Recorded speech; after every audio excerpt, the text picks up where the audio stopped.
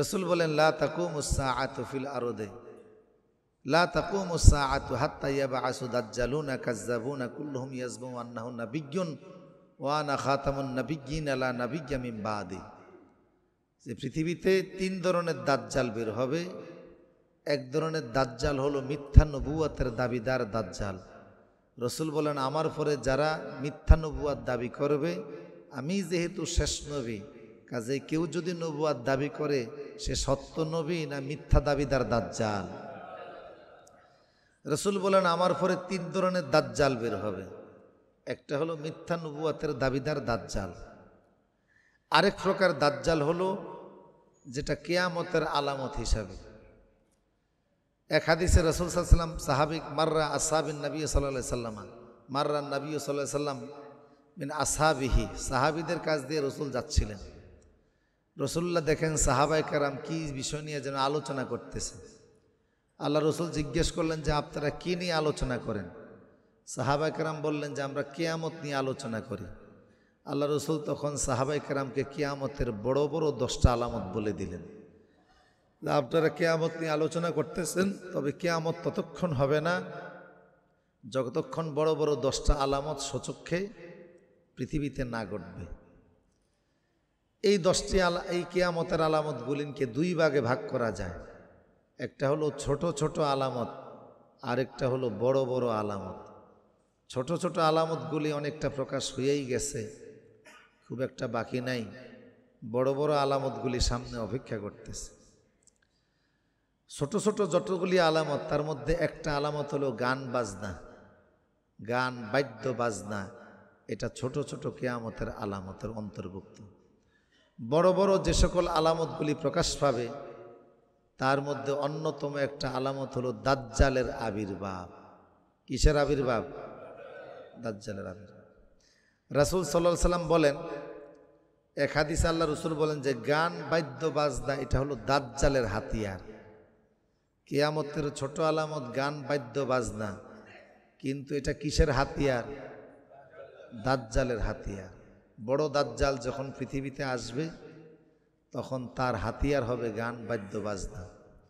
যেটা দাজ্জালের হাতিয়ার ওটা তো দাজ্জালের সেলাসামুন্ডারদের হাতে থাকবে, মুসলমানের হাতে থাকে কেন? মুসলমানের মার্কেটে থাকবে কেন?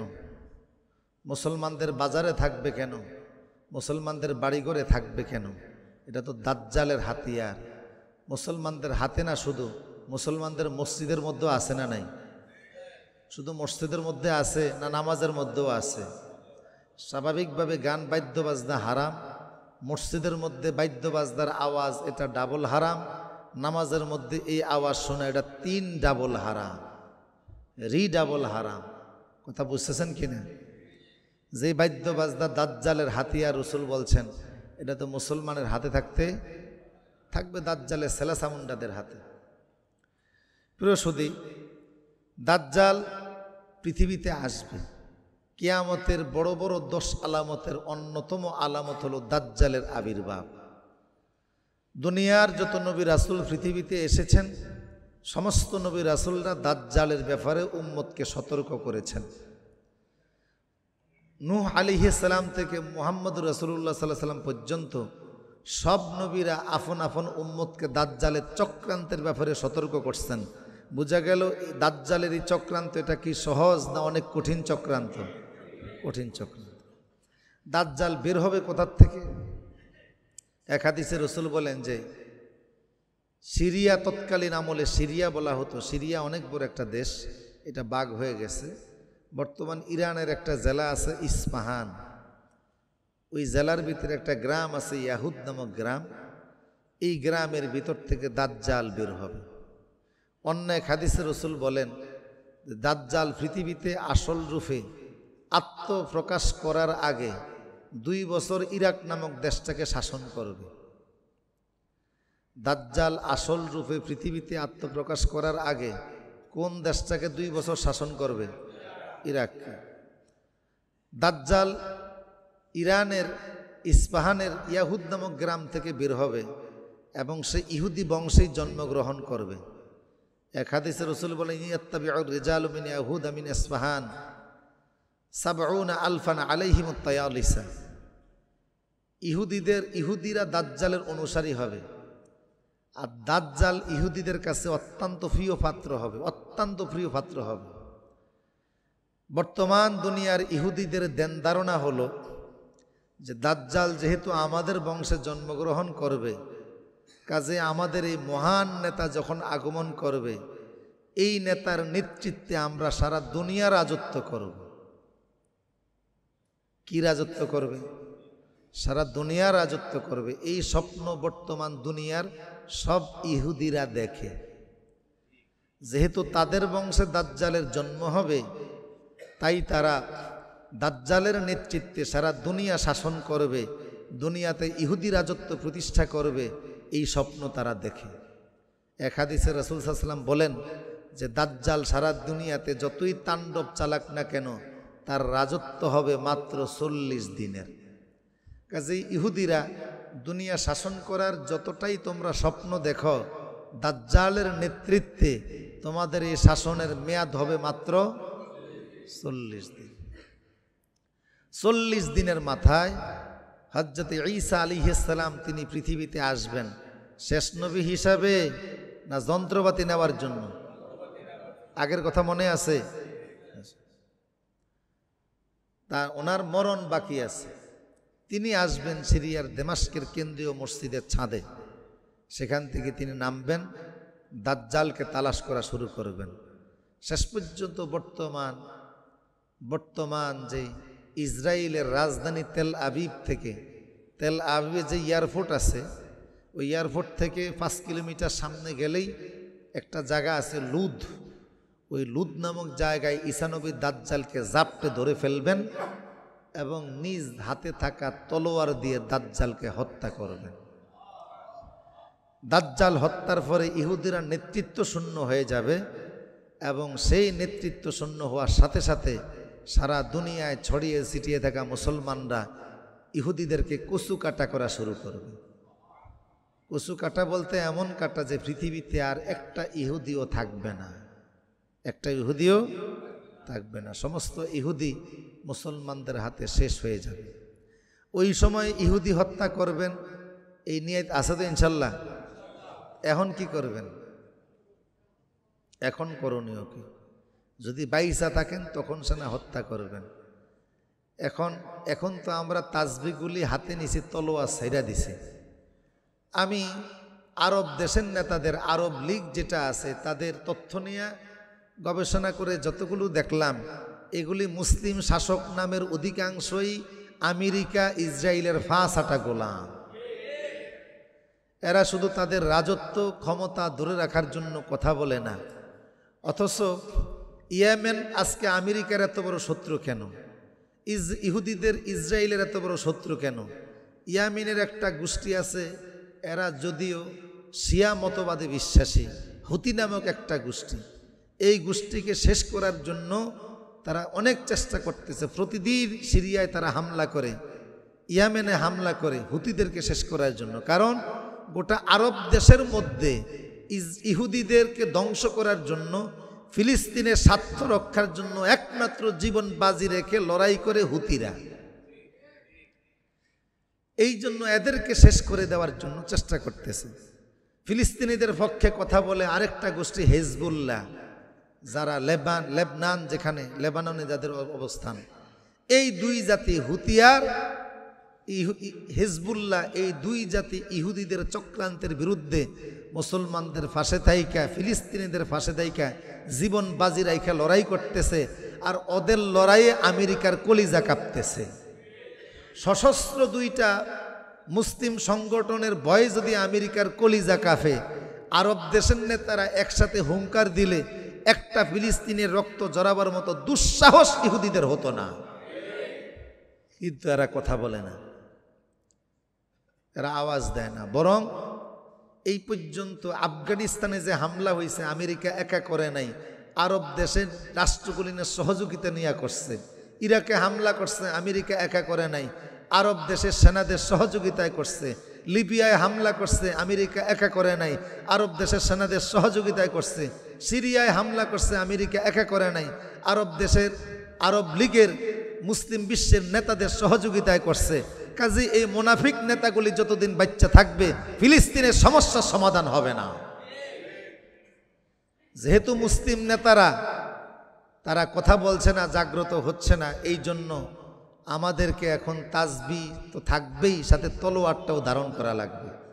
এবং বর্তমান বিশ্বের মুসলমানদের জন্য ইহুদিদের বিরুদ্ধে অস্ত্র ধারণ ছাড়া বেঁচে থাকাও হালাল নয়। কারণ এইভাবে করে তাদেরকে আর কত সুযোগ দেওয়া যায়। ওরা শুধু মুসলমান হত্যার জন্য অজুহাত খুঁজতেছে, কোনোগুলি আসলে অজুহাত না। ওরা মুসলিম জাতির রক্ত না দেখলে তাদের ঘুম হয় না, তাদের জীবন কাটে না। এই দুর্দর্শ জাতি আগের থেকেই অভিশপ্ত। অবাউ বেগদাবিম মিনাল্লাহ, আল্লাহর গজব এদের উপর আছে এবং ছিল, থাকবে কিয়ামত পর্যন্ত। আল্লাহ এদেরকে একটু সুযোগ দিবেন, তবে চূড়ান্ত ফায়সালায় পৃথিবীর ইতিহাস থেকে ইহুদি নামক জাতিটা মুছে ফেলা হবে। আমরা যেহেতু এখন আমাদের সীমান্ত পাড়ি দিয়ে, সাগর পাড়ি দিয়ে ইসরায়েলও যেতে পারি না, ফিলিস্তিনে যেতে পারি না, তাই বলে আমরা শুধু দোয়ার মধ্যেই থাকবো, এমন দোয়া আল্লাহ কবুলও করবেন না। দোয়া কবুল হয়তো পৃথিবীর একমাত্র একজন মানুষ, শুধু হাত তোলা না, উনি মনে মনে কিছু বললেই আসমানে দোয়া কবুল হয়ে যাইত। অথচ ওনাকেও 27টা যুদ্ধের সেনাপতি হিসাবে জেহাদের মাঠে নামতে হয়েছে। তিনি পারতেন মক্কায় বসে আবু জেহেলদের বিরুদ্ধে বদদোয়া করে শেষ করে দিতে, তিনি পারতেন ওহুদে না গিয়া দোয়ার মাধ্যমে সব শেষ করে দিতে, তিনি পারতেন খন্দকে না গিয়া দোয়া করে সব শেষ করে দিতে। দুনিয়ার সব সমস্যার সমাধান দোয়ার মধ্যে হয় না, যেখানে অস্ত্র ধরার দরকার অস্ত্র ধরা লাগে। এই জন্য ইহুদিদের বিরুদ্ধে যেহেতু আমরা সশস্ত্র হতে পারি না, সেই সুযোগ নাই, অন্তত তাদের পণ্যগুলি বয়কট করার দরকার আছে না নাই? আপনারা যারা আছেন পণ্যগুলি চিনেন, এই জাতীয় পণ্যের একটা তালিকা করে মসজিদে আশপাশে বিভিন্ন জায়গায় লিখে দেখে দিবেন, যে প্রমাণ করে দেন ইহুদিদের পণ্য ব্যবহার করা ছাড়াও মুসলমান চলতে পারে।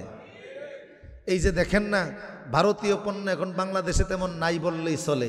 আগে বলা হতো ভারতের পণ্য ছাড়া বাংলাদেশ অচল, এখন দেখা যায় বাংলাদেশ ছাড়া ভারত অচল। ঠিক কিনা বলেন? কাজেই যদি তাদের পেঁয়াজ ছাড়া আমরা চলতে পারি, আদা রসুন ছাড়া আমরা চলতে পারি, এবং যেখানে গত বছর ছিল পেঁয়াজের কেজি 140 টাকা, এই বছর এখন শুধু 35 থেকে 40 টাকা, বোঝা গেল যেহেতু অমুসলিমদের সহযোগিতা ছাড়া চলা যায়, ইহুদিদের পণ্য ছাড়াও মুসলমান চলতে পারে। এই প্রমাণ দেওয়া যায় না ইনশাল্লাহ? এটাও একটা জেহাদ, এটাও একটা জেহাদ। কাজেই এইগুলি ইহুদিদের পণ্য কি কি এমন একটা তালিকা করে আপনারা দিবেন। ব্যবসায়ীরা বিক্রি করবেন না, আপনারাও কিনবেন না।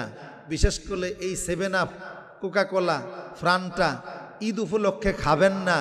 এই মর্মে রাজি আছেন ইনশাল্লাহ? দেশীয় পণ্য আছে তো খান, অসুবিধা কি? আমার দেশীয় পণ্য আছে, 2 টাকা পাইলে দেশের মানুষ পাক। এখন তো আর দেশের টাকা পাচার হয় না, 2 টাকা আসলে দেশে থাকুক, মুসলিম ভাই পাক, এই দেশের ব্যবসায়ী পণ্য পাক। একটু স্বাদের জন্য ওইটা না খাইলে কি হয়? এই দেশেরটা যেহেতু বিকল্প আছে, ওদেরটা তো খাওয়ার দরকার নাই, আপনি ওদের পণ্য খাইলেন, তার মানে মুসলিমের রক্ত জড়াবার জন্য অর্থনৈতিক সহযোগিতা করলেন। আমার প্রিয় সুধী, তো দাজ্জালের অনেকগুলি চক্রান্ত পৃথিবীতে হবে, তবে এই চক্রান্ত পৃথিবীতে চলবে কতদিন? 40 দিন। ইহুদিরা দাজ্জালের অনুসারী হবে, তারা দাজ্জালের নেতৃত্বে বিশ্বে নেতৃত্ব কায়েমের চিন্তা করতেছে, স্বপ্ন দেখতেছে। তবে এই স্বপ্ন পৃথিবীতে মাত্র 40 দিন থাকবে। দাজ্জাল মানুষকে বেঈমান বানাবে। বেঈমান তো আগের থেকেই বেঈমান, কাফের মুশরিক তো আগের থেকেই বেঈমান। বেঈমানের আবার নতুন করে কি বেঈমান বানাবে? নতুন করে কাফের মুশরিকের বেঈমান বানাবে না। দাজ্জালের চক্রান্তে পড়ে যারা বেঈমান হবে, এরা হবে মুমিন মুসলমান। কারা হবে? মুমিন মুসলমান। দাজ্জালের চক্রান্তে পড়ে মুমিন মুসলমান কেমনে বেঈমান হবে? দাজ্জালের হাতে কি থাকবে? দাজ্জালকে আল্লাহ অনেকগুলি অলৌকিক ক্ষমতা দান করবেন। দাজ্জাল যতগুলি অলৌকিক ক্ষমতার মালিক হবে, এই অলৌকিক ক্ষমতাগুলি নিয়ে এসে মানুষের সামনে আসবে, এসে মানুষকে বলবে যে আমারে খোদা মানো কিনা বলো। মুমিন মুসলমানরা তখন বলবে তুমি যে খোদা তার প্রমাণ কি? দাজ্জাল বলবে তুমি বলো তুমি কি চাও, তোমার চাহিদা যদি পূরণ করতে পারি তাহলে তো প্রমাণ হবে আমি তোমার খোদা। মুমিন মুসলমান তখন বলবে যে আমি তো গরিব মানুষ, আমার খেতে ফসল হয় না, অনেক আগের থেকে ক্ষেতের ফসল বন্ধ হয়ে যাবে। তখন দাজ্জাল তার ক্ষেতের মধ্যে ফসল ফলিয়ে দিবে, বলবে আমার অনেক আগের থেকে গরুর উলানের ভিতরে দুধ নাই, তো যার দরকার দুধ দিয়ে দিবে। বলবে যে আমার সম্পদ দরকার, তো দাজ্জাল মাটির নিচ থেকে সম্পদ বের করে সম্পদ দিয়ে দিবে। বলবে যে আমাদের এলাকায় বৃষ্টি হয় না, তো দাজ্জাল আসমানকে আদেশ করে বৃষ্টির ব্যবস্থা করবে। তা যার দরকার মাটির নিচের ফসল দিবে, যার দরকার জমিনে ফসল ফলিয়ে দিবে, যার দরকার গাভীতে দুধ দিবে। এগুলি দেওয়ার পরে দাজ্জাল বলবে তোমার চাহিদা তো পূরণ করতে পারলাম, তুমি যেটা চাও সেটা তো দিতে পারলাম, কাজে এখন বলো আমার খোদা মানো কিনা। দাজ্জালের এই চক্রান্তে ভরে লাখ লাখ মুসলমান দাজ্জালকে খোদা মেনে চিরতরে কাফের হয়ে যাবে। কি হয়ে যাবে? কাফের হয়ে যাবে।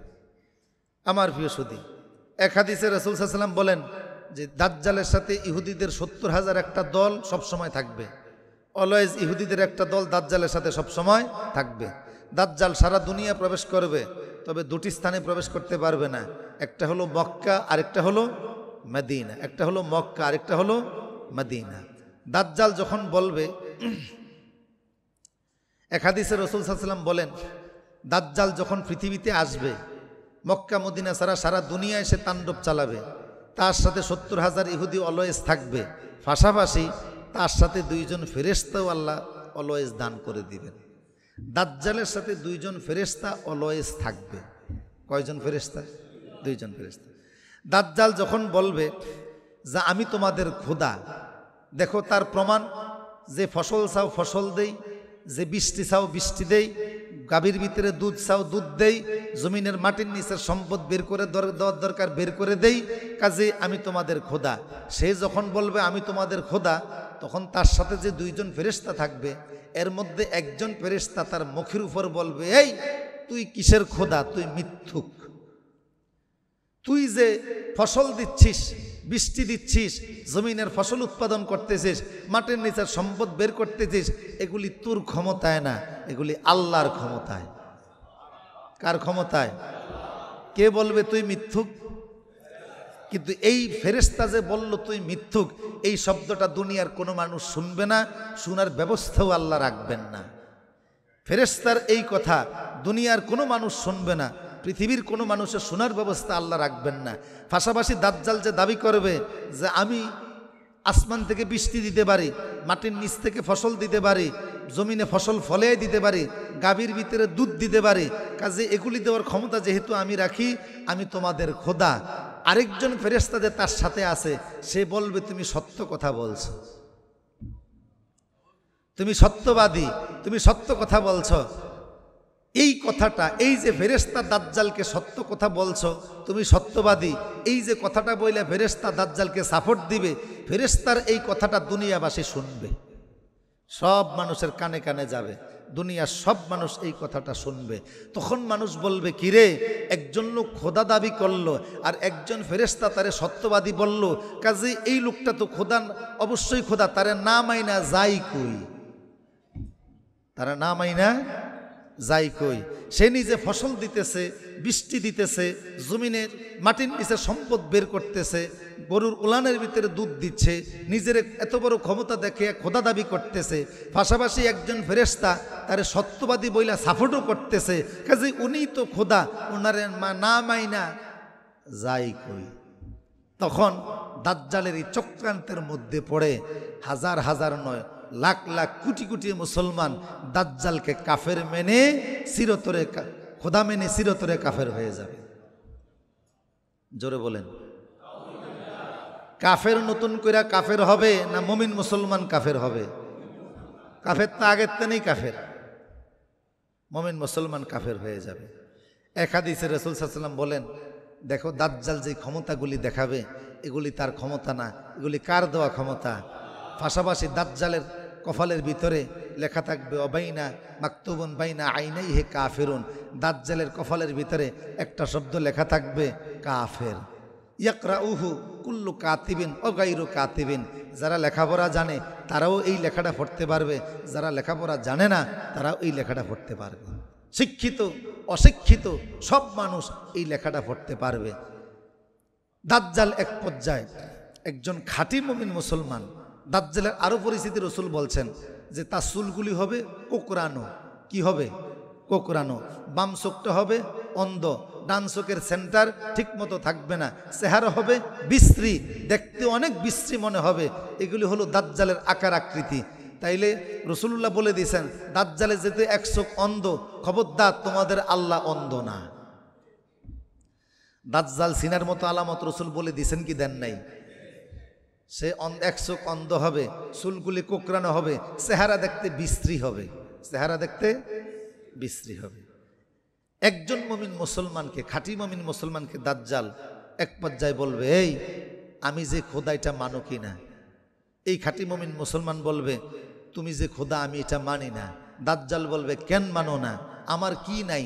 দাজ্জাল বলবে, ওই মুমিন মুসলমান বলবে, তুমি আসমান থেকে আদেশ দিয়া বৃষ্টি দাও, জমিন থেকে ফসল বের করো, সম্পদ বের করো, গাভীর উলান থেকে দুধ বের করো, এগুলি তোমার ক্ষমতা তুমি দেখাইছ, তবে আমি তোমার খোদা মানি না, কারণ আমার খোদা তিনি যিনি হায়াত মৌতের মালিক। কে বলবে? খাঁটি মুমিন মুসলমান যখন বলবে আমার খোদা তিনি যিনি হায়াত মৌতের মালিক, তাৎক্ষণিক লোক দাজ্জাল এই মুমিন মুসলমানটাকে দুইটা হত্যা করে ফেলবেন। হত্যা করার পরে কিছুক্ষণ পরে তারে জিন্দা করবেন। জিন্দা করার পরে দাজ্জাল বলবে, তুমি না বলছো যিনি হায়াত মৌতের মালিক তিনি তোমার খোদা, তো আমিও তো তোমার মৃত্যু দিলাম, এরপরে জিন্দা করে হায়াত দিলাম, এবার বলো আমার খোদা মানো কিনা? সাধারণ চক্রান্ত না অনেক বড় চক্রান্ত? তখন মুমিন মুসলমান বলবে, আমার আগে ঈমান যা ছিল আগে চাইতে ঈমান এখন আরো বাড়ছে। তুই যে দাজ্জাল এতে আমার কোনো সন্দেহ। তাহলে যে সকল মুমিন মুসলমানরা ঈমান রক্ষা করবে, এমনিতেই রক্ষা করবে না লড়াই করে করে ঈমান রক্ষা করতে হবে? লড়াই করে করে দাজ্জালের সাথে ঈমান রক্ষা করতে হবে। তাহলে দাজ্জালের চক্রান্তটা স্বাভাবিক না অস্বাভাবিক? এখন প্রশ্ন হলো, দাজ্জালের সাথে আল্লাহ যতগুলি হাতিয়ার দিবেন, ওই হাতিয়ারে মুমিন মুসলমানরা পাগল হয়ে তারে খোদা মানবে, তার অলৌকিক ক্ষমতা দেখে তারে খোদা মানবে। দাজ্জালের কণ্ঠ হবে অত্যন্ত মধুর, তার সাথে গান বাদ্য বাজনা মিউজিক থাকবে, তার কণ্ঠে এমন সুর হবে, এত মারাত্মক সুর হবে, সুরধ্বনি শুই না মানুষ পাগল হয়ে যাবে। কি হয়ে যাবে? পাগল হয়ে যাবে, অস্থির হয়ে যাবে। তার সুরেই অধিকাংশ মানুষ পাগল হবে। তার অলৌকিক ক্ষমতা তো আছেই।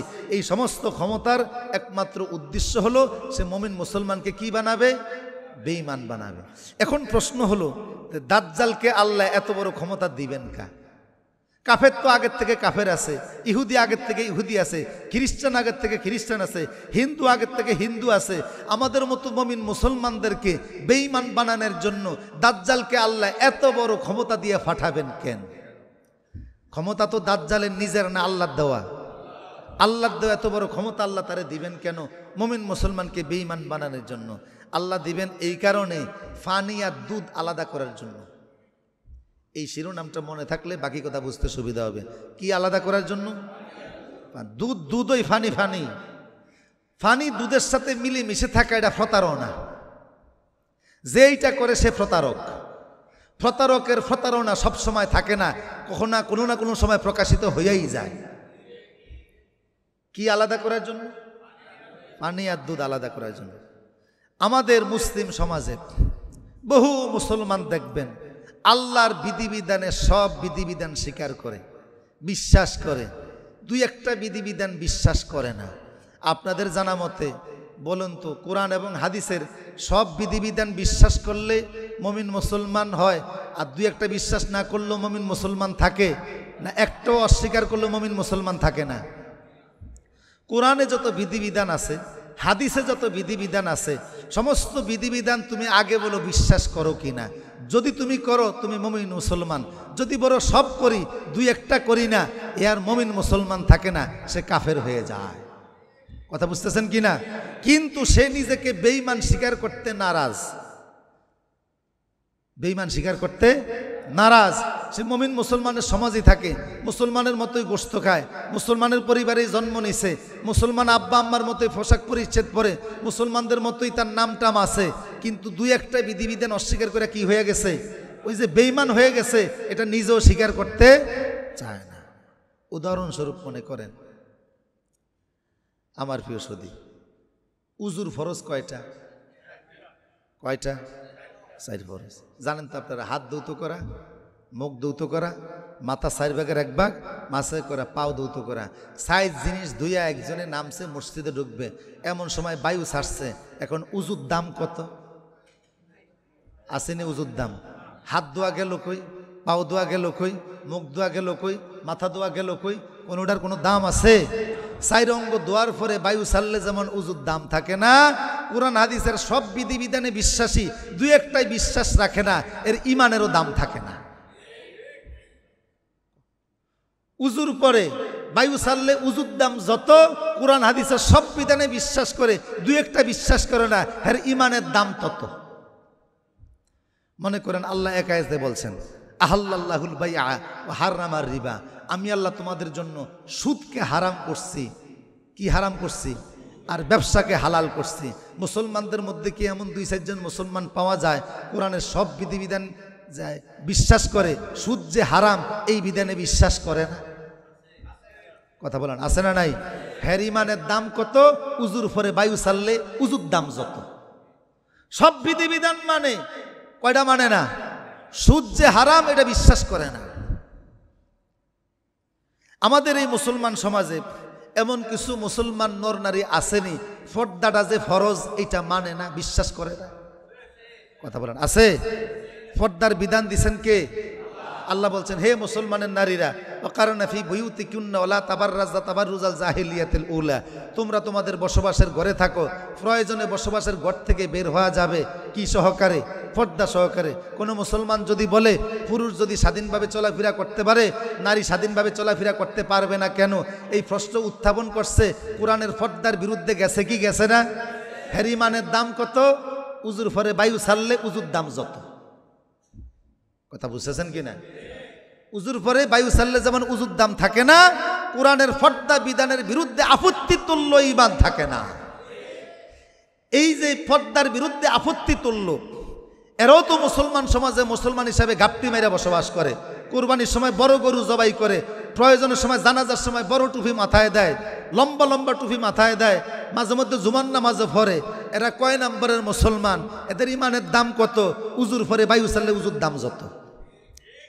এইরকম এই যে কোরআনের সব বিধিবিধানে বিশ্বাস করে, পর্দায় বিশ্বাস করে না, কোরআনের সব বিধিবিধানে বিশ্বাস করে, ঘুষ যে হারাম এটা বিশ্বাস করে না, কোরআনের সব বিধিবিধানে বিশ্বাস করে, সুদ যে হারাম এই বিধিবিধানে বিশ্বাস করে না, এমন মুনাফিকদেরকে মুসলমান, খাঁটি মুসলমান থেকে আলাদা করার জন্যই, দুধ থেকে পানিকে আলাদা করার জন্যই দাজ্জালকে বিশেষ ক্ষমতা দিয়ে আল্লাহ পাঠাবেন।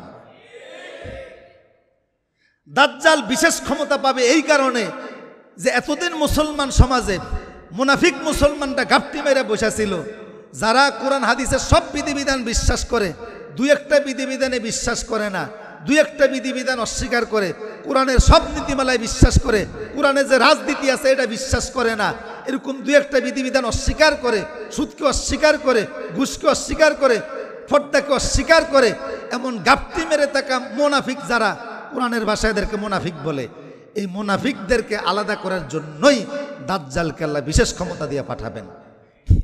এইরকম যারা 2-1টা বিধিবিধান বিশ্বাস করে না, এরাই মুনাফিক, এরাই দাজ্জালের অলৌকিক ক্ষমতা থেকে দাজ্জালকে খোদা মেনে চিরতরে কাফের হয়ে যাবে। আল্লাহ চান পৃথিবীর একটা পর্যায়ে গিয়ে মুমিন যারা আলাদা হোক, মুসলমান যারা, মুনাফিক যারা, এরা দুনিয়াতে আলাদা হয়ে যাক। আখেরাতে আল্লাহ আলাদা করবেন, এটা আল্লাহর স্পেশাল নিজস্ব ক্ষমতায়। দুনিয়াতে আল্লাহ আলাদা করতে চান। খাঁটি মুমিন মুসলমান এরা আলাদা থাকুক, মুনাফিক যেগুলি এগুলি আলাদা হয়ে যাক। কথা বুঝতেছেন কিনা? খাঁটি মুমিন মুসলমান কারা? কোরআনের সমস্ত বিধিবিধানে বিশ্বাস করে যারা। খাঁটি মুমিন মুসলমান কারা? কোরআনের সব বিধিবিধানে। ওই জাতীয় লোকগুলি দাজ্জালের চক্রান্ত থেকে সেদিন বাঁচতে পারবে। যারা কোরআনের সব বিধিবিধান মানে, 2-1টা মানে না, এমন লোকদেরকে কোরআনের ভাষায় বলে মুনাফিক। এই মুনাফিকরা দাজ্জালের চক্রান্তে পড়ে যেন কাফের হয়ে যায়, এই জন্য দাজ্জালকে আল্লাহ নিজেই ইচ্ছা করে এই বিশেষ ক্ষমতা দান করবেন। আমার প্রিয় সুধী, এই জন্য শুধু দাজ্জালের ফেতনা থেকে বাঁচার জন্য দোয়া পড়লে লাভ হবে না, আগে বলেন কোরআনের কয় বিধানে বিশ্বাস করেন? বলেন কোরআনের কয় বিধানে বিশ্বাস করেন? আগে আল্লাহরে জানাইতে হবে। কয়টা মানি, কয়টা মানি না, কদ্দুর মানি, কদ্দুর মানি না, যদ্দুর সুবিধা অদ্দুর মানি, যতটুকু অসুবিধা ততটুকু মানি না। মনে রেখো তুমি মুমিন মুসলমান না। কপালে দাগ থাকতে পারে, মাঝে মধ্যে জাকাতের কাপড় বন্টন করতে পারো, মসজিদের টাকা দিতে পারো, মাদ্রাসায় দিতে পারো, এতিমখানা চালাইতে পারো, তুমি মুমিন মুসলমান হতে পারো না।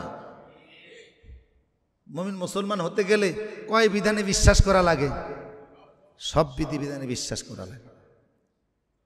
আমার প্রিয় সুধী, যদি না হয় মুমিন মুসলমান না। তোমার ইমানের দাম তত, উজুর ফরে বায়ু সালের দাম যত। শালীন এবং ভদ্র ভাষায় বললাম, আর নিচে নামলাম না, কিন্তু বুঝে আসছেনি আপনাদের? আমার প্রিয় সুধী, এই দাজ্জালকে আল্লাহ পৃথিবীতে পাঠাবেন। তাহলে দাজ্জাল কাফেরের কাফের বানাইতে আসবে না মুমিন মুসলমানকে কাফের বানাইতে আসবে? ক্ষমতাকে আল্লাহ নিজের ক্ষমতায় বানাবে না আল্লাহর দেওয়া ক্ষমতা? আল্লাহর দেওয়া ক্ষমতা আল্লাহ কেন দিবেন? দুধ আর পানি আলাদা করার জন্য। কেন দিবেন? মুসলমান মুসলমানই, মুনাফিক মুনাফিকই। মুসলমান সে যে কোরআন সুন্নাহ সমস্ত বিধিবিধান বিশ্বাস করে, মুনাফিক সে যে দুই চারটা মানে না, বাকি সব মানে। এই আলাদা করার জন্য আল্লাহ দাজ্জালকে বিশেষ ক্ষমতা দিবেন। আরেক প্রকার দাজ্জাল হলো, তিন ধরনের দাজ্জাল রাসূল বলছেন আমার পরে কিয়ামতে আসবে। একটা হলো মাসিহে দাজ্জাল, আরেকটা হলো মিথ্যা নবুয়তের দাবিদার দাজ্জাল, আরেকটা হলো বেদাতি দাজ্জাল। যারা এমন এমন রাসূল হাদিসে বলেন দাজ্জালুনা কাজ্জাবুনা ইয়াতুনাকুম মিনাল আহাদিসি বিমা লাম তাসমাউহু আনতুম ওয়ালা আবাউকুম ইয়াকুম ওয়া ইয়াহুম লা ইউদিল্লুনাকুম ওয়া লা ইফতুনাকুম। এক শ্রেণীর দাজ্জাল কিয়ামতের আগে বের হবে, যারা তোমাদেরকে এমন টাটকা হাদিস শোনাবে যেটা আমি বলি নাই, তোমাদের বাপদাদার মুখেও শুনে নাই, নতুন নতুন হাদিস বানায়া তোমাদেরকে বেদাতি গুমরা বানাবে। কথা বুঝতেছেন কি না? এর মধ্যে একটা ধরেন, মৃত মানুষ মারা গেলে তার পাশে দাঁড়িয়ে 1 মিনিট নীরবতা পালন করা। 1 মিনিট যদি বলে যে 1 মিনিট নীরবতা পালন করলে সওয়াব আছে, তাইলে তুমি 3 নম্বর দাজ্জাল। কয় নম্বর দাজ্জাল? আর যদি মনে করো যে না, সওয়াব গুনার দৃষ্টিতে 1 মিনিট দাঁড়িয়ে নীরবতা পালন করি না, ইহুদি খ্রিস্টানদের দেখা দেখি আমরাও করি, তাইলে তুমি দাজ্জাল বটে না, তবে ইহুদি খ্রিস্টানদের অনুসরণ কইরা এই কাজ করার কারণে সওয়াব হবে না গুনাহ হবে? গুনাহ হবে। দাজ্জাল না, তবে গুনাহ থেকে মুক্ত না। কথাকে বুঝে আসছে কিনা? আর যদি বলো যে লাশের সামনে দাঁড়িয়ে 1 মিনিট নীরবতা পালন করলে সওয়াব হবে, তবে রাসূল বলে এমন সওয়াবের বিধান আমি যেহেতু দেই না, কাজেই আমি যেটা দেই না তুমি বানাইছো, তুমি 3 নম্বর দাজ্জাল। কথা বুঝতেছেন কিনা? অনেক জায়গায় দেখা যায় জানাজার সময় আজান দেয়। কেন আজান দাও? বলে যে লোক হাজির করার জন্য, আজানের সুবিধা তো পাবলিক জমা করার জন্য, 5 ওয়াক্তের আজান তো দেয় পাবলিক জমা করার জন্য, জুমার আজান দেয় পাবলিক জমা করার জন্য, কাজে ঈদের নামাজে জানাজার নামাজে যেহেতু পাবলিক জমা হওয়ার দরকার, ওই সুবিধার জন্য আজান দেয়। এখন তুমি বলো তুমি যে আজান দিছো গুনার জন্য দিছো না সওয়াবের জন্য দিছো? কয় সওয়াবের জন্য দিছি। রাসূল বলে সওয়াবের জন্য আজান দেওয়ার বিধান আমি ঈদের নামাজে দেই নাই, জানাজার নামাজে দেই নাই, তুমি যেহেতু এটা চালু করছো আমি দেই নাই, তুমি 3 নম্বর দাজ্জাল। কথা বুঝতেছেন কিনা? কয় নাম্বার দাজ্জাল? 3 নম্বর দাজ্জাল। যেটা আমি বলি নাই ওটা তুমি নিজে ইসলামের নামে বানাইছো। এরা হলো বেদাতি। এরকম হাজারো উদাহরণ আছে।